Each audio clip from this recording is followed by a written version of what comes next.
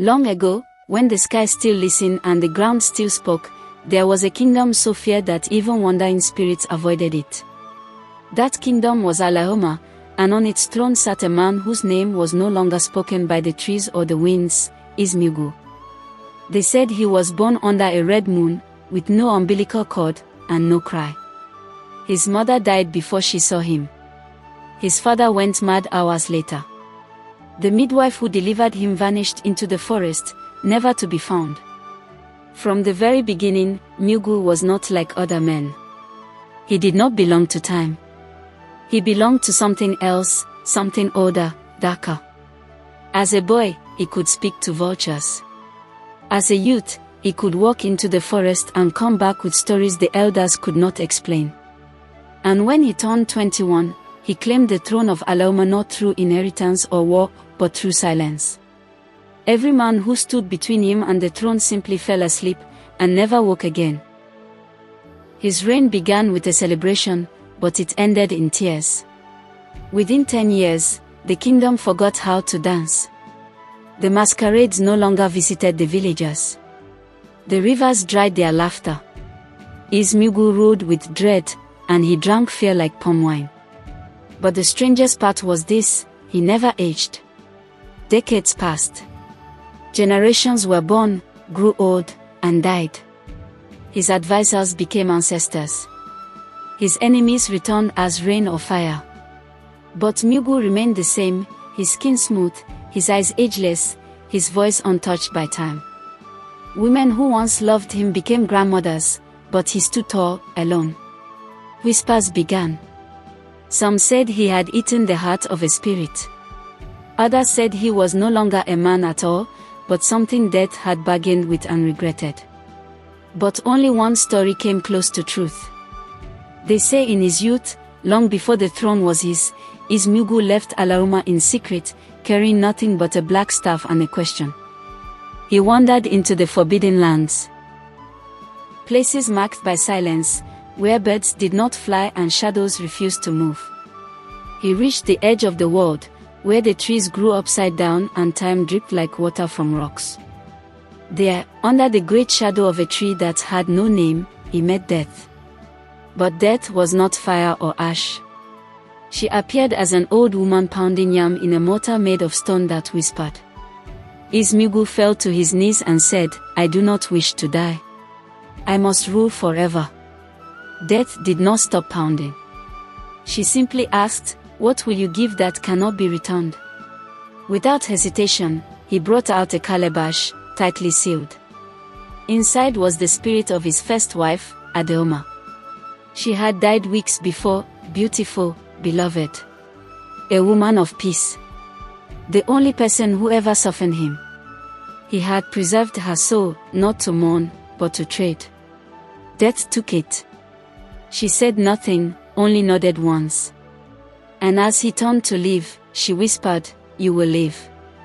But the day someone remembers the name you tried to bury, I will come again." He returned to Alaoma not as a man, but as a god.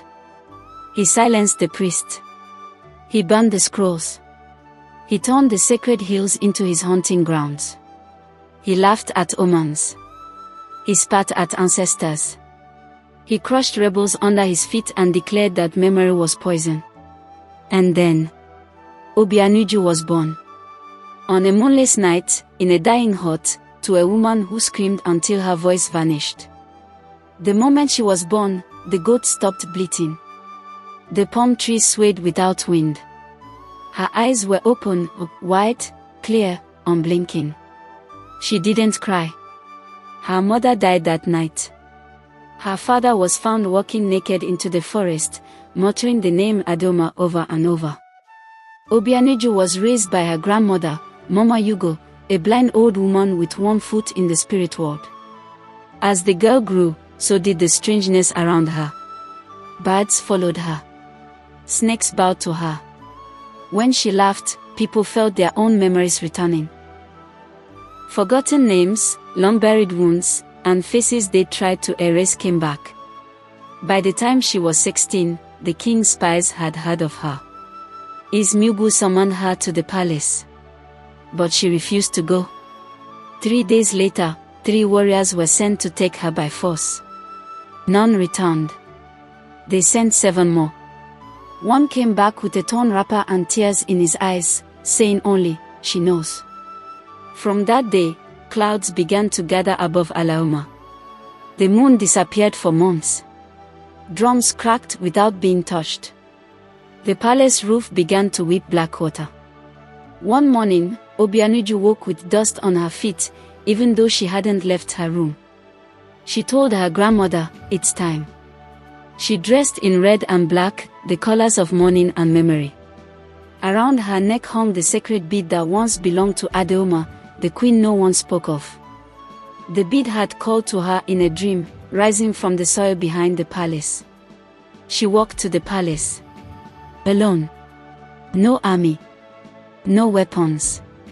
The guards trembled. The earth refused to echo her footsteps. She entered the great hall, where Eze Muoagwu sat on his golden throne, surrounded by skulls and silence. He looked at her and felt, for the first time in his long reign, fear. "Who are you?" he asked. She did not answer. She walked forward, slowly, and opened her hand. There, in her palm, was the bead. Muoagwu stood. His voice cracked. "Where did you get that?" Obianuju said only one word. "Return." The air collapsed. The walls screamed. The skulls on the shelves began to chant the name Alaoma. And from the floor, the earth split. From that crack, she came again. Death. Not old. Not young. Not angry. Just inevitable. She spoke without lips. "You have lived. You have ruled. But memory has come. You buried her with silence. But her name has risen again." Eze Muoagwu fell to his knees. "Spare me. Take my gold.